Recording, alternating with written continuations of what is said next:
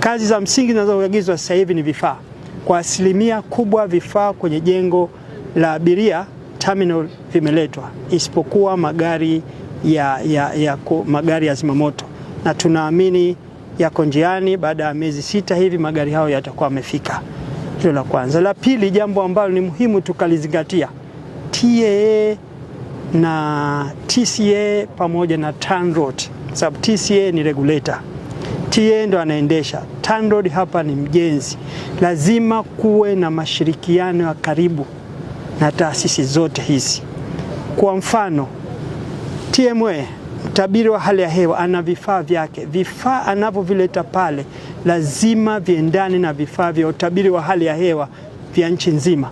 Kwa vile kabla mkandarasi hajanunua vifaa hivyo, tumconsult mtu wa TMA na tuhakikishe vifaa vinavyokuja vinaendana na specification au viwango alivyovitoa mtu wa TMA, mtu wa utabiri wa hali ya hewa.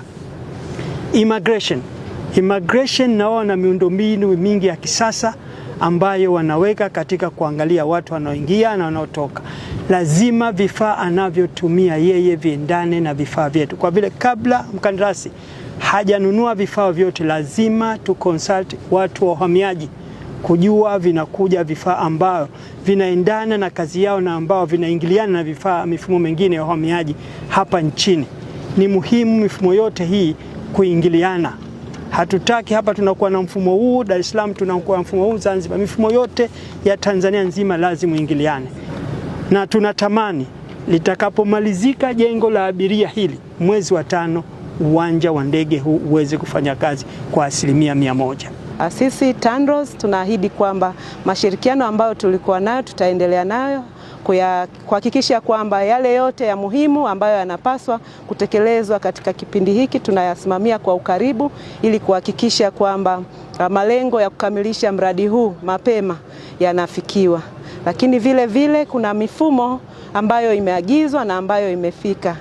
Tunaendelea kumsimamia mkandarasi kwa ukaribu, ikiwemo ufungaji wa lift kama tulivyoeleza katika taarifa yetu, tumeshazikamilisha. Tunaendelea na ufungaji wa mifumo mingine katika majengo yote mawili, ya jengo la abiria na jengo la control tower, lakini na kazi za finishing tunaendelea kuzijenga na kuzisimamia kwa kuhakikisha kwamba zinafanyika kwa thamani ile ambayo inatakiwa na kwa ubora ambao unatakiwa. Hilo tutalizingatia. Mosi, Mamlaka ya Viwanja vya Ndege Tanzania imeweka wataalamu hapa ili kufuatilia na kusimamia ujenzi, ili kuhakikisha kwamba vifaa vinavyowekwa na ujenzi unaofanyika unakidhi viwango na mkataba ambao umesainiwa. Tunaye mhandisi wa ujenzi, civil engineer, tunayo electrical engineer, tunaye vile ICT engineer, vile tunaye mechanical engineer, ambao wote wanahakikisha ujenzi unafanyika katika viwango ambavyo vinatakiwa, na wote wako hapa full time kushirikiana na TANROADS na consultant kusimamia ujenzi.